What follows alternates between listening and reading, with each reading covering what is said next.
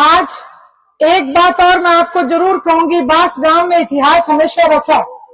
एक इतिहास मेरे साथ परिवर्तन यात्रा में, झंडा लेके मैं सोचती थी हम तो पैदल चलते हैं, पर ये रमेश मौर्य हमेशा झंडा लेके इंडियन नेशनल लोकदल को जो ताकत दी, मैं हमेशा आपकी धन्यवादी रहूंगी। आपने बहुत ताकत दी है।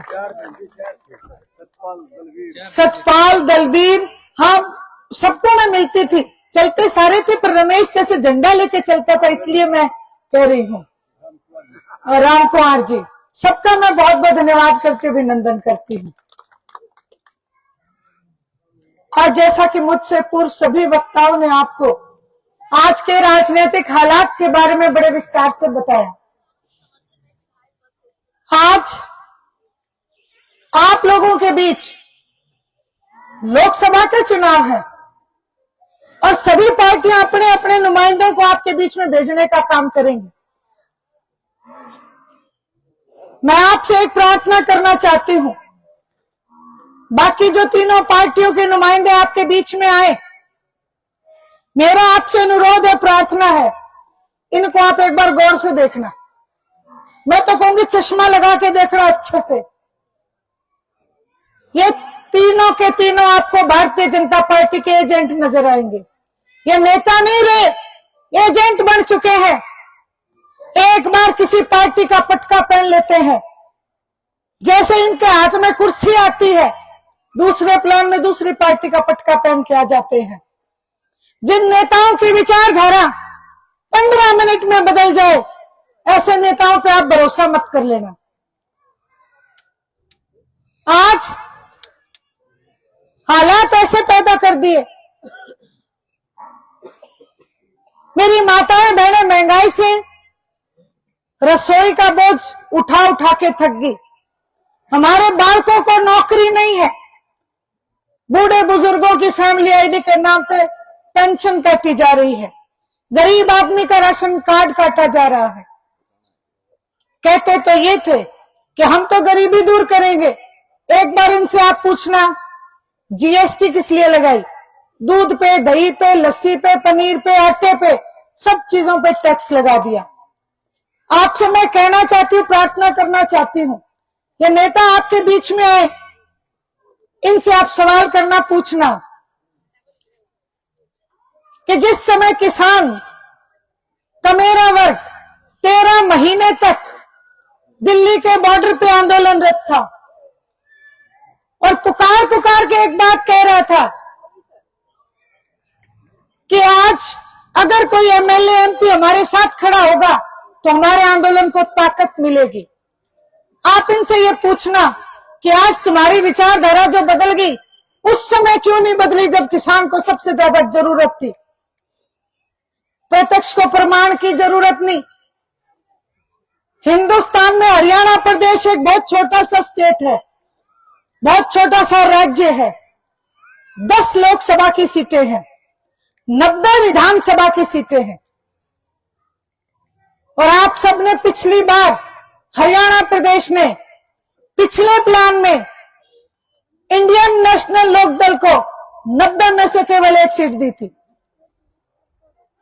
मैं आपसे पूछना चाहती हूं, आज सारे आप गवाह हो, विधानसभा का सत्र आप देखते रहे, आप एक बात बताओ, वहां 1 सीट 89 पे भारी पड़ी कि नहीं पड़ी? हाथ खड़े करके बता देता हूं जी, मेरे जी को तसल्ली हो जाए। 89 पे 1 सीट भारी पड़ी। पूरे हिंदुस्तान में 4200 से ज्यादा एमएलए एमपी आदरणीय अभय सिंह चौटाला ने 1 सीट होते हुए, आप खुद सोचो, थारी थाली में 1 रोटी हो और उस 1 रोटी को दान करने का काम यदि किसी ने किया तो वो अभय सिंह चौटाला ने करके दिया। वह 1 सीट कोई एमएलए, 1 एमएलए नहीं थे, पूरी इंडियन नेशनल लोकदल पार्टी दांव पे लगाने का काम किया। कुछ भी हो सकता था। एलनाबाद का उपचुनाव आया, आप सब प्रत्यक्षदर्शी हो, आप सब ने देखा, सारे के सारे इकट्ठे होकर चुनाव लड़ रहे थे। विपक्ष की भूमिका निभाने वाले कांग्रेस के नेता भूपेंद्र सिंह जी हुड्डा ऐलनाबाद में गए और वहां जाके मंच के माध्यम से कहने लगे कि कांडा तो मेरा मित्र है। कही थी कि नहीं कही थी? आज मैं उनसे पूछना चाहती हूं, आप क्या कहते हो कि हम किसान हितैषी हैं? उस टाइम आप बीजेपी की बी टीम बन के काम करके आए हो। कांग्रेस के नुमाइंदे की जमानत जब्त होना इस बात का सबूत है कि बीजेपी और कांग्रेस मिलकर चुनाव लड़ रही थी। मैं यहां खड़ी होकर अगर एक बात भी आपको झूठ कहूं तो आप मेरे बड़े बुजुर्ग मुझे टोक देना।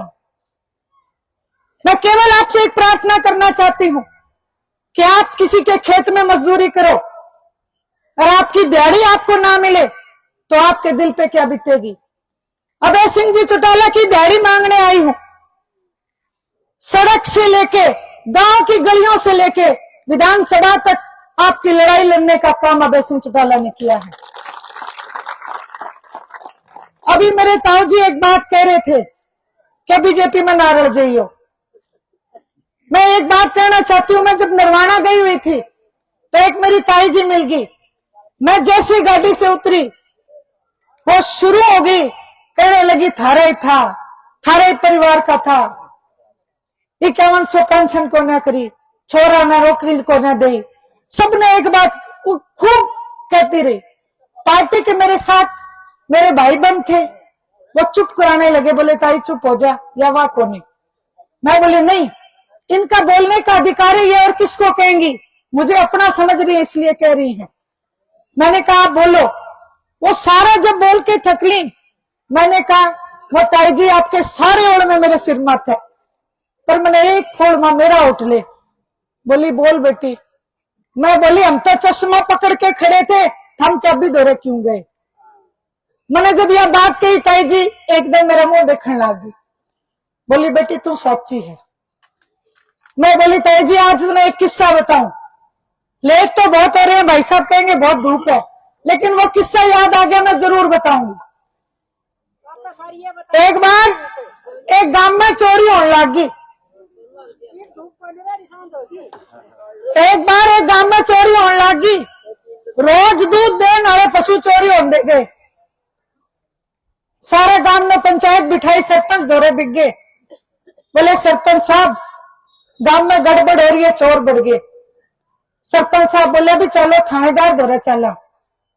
सारे इकट्ठे हो गए, थानेदार दौरे बिक गए। बोले थानेदार हमारे गांव का चोर पकड़ के दे। थानेदार बोले भी 5-6 दिन का टाइम दे दो। 5-6 दिन भी बीत गए, चोर नहीं पकड़ा गया। फिर सारे इकट्ठे हुए। सरपंच बोले भी थानेदार तो फेल हो लिया। फिर कोई बूढ़े बुजुर्ग बैठे थे, बोले भाई बुझे दिखा लो।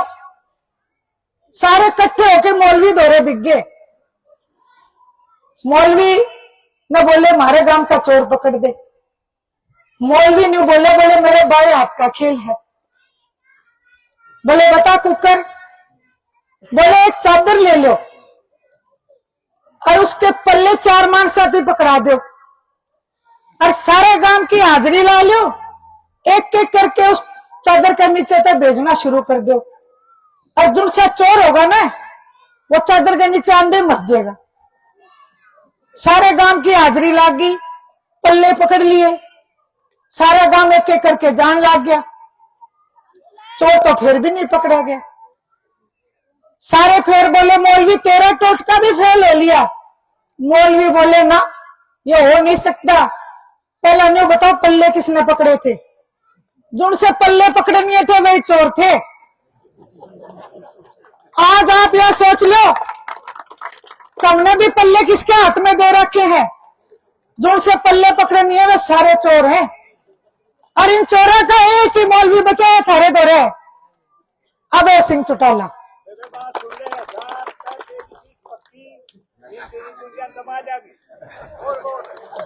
बहुत बहुत धन्यवाद ताऊ जी। मैं सिर्फ इसलिए आपके बीच में इतनी लंबी चौड़ी बात की, मैंने आदरणीय ओम प्रकाश जी चौटाला को देखा है। उनके चेहरे पे आपको शिकन नजर नहीं आएगी, लेकिन दिल से उनको सबसे ज्यादा दर्द अगर किसी बात का है तो वो इस बात का है कि उनके कार्यकर्ता के साथ बहुत बड़ा धोखा हो गया। इसलिए उनको दर्द है, इसलिए 89 साल की उम्र में भी वो आज आप लोगों के बीच आते हैं। अभय सिंह चौटाला को एक ही बात कहते हैं कि मेरे कार्यकर्ता की भरपाई कर देना जब तू मेरा बेटा है, नहीं तो मेरे पास मत आ जाना। ये बात वो कहते हैं। आज मैं इस मंच से आपको कह के जा रही हूं और ज्यादा कुछ नहीं कहूंगी। आप अपनी इस बेटी पे विश्वास करना। देश की सबसे बड़ी पंचायत में जाके आपकी लड़ाई लड़ने का काम करूंगी। आपको नीचा नहीं देखने दूंगी, आपको पीठ नहीं दिखाऊंगी। हिसार की बेटी हूं ताऊ जी, झूठ नहीं बोलती, हिसार से पढ़ी लिखी हूं। आप सबसे वायदा करती हूं, आपने जो मान और सम्मान दिया और जो ये पगड़ी मुझे पहनाई है मान और सम्मान की, इस पगड़ी को कभी भी नीचे नहीं होने दूंगी। इस पगड़ी का मान और सम्मान बढ़ाते दूंगी।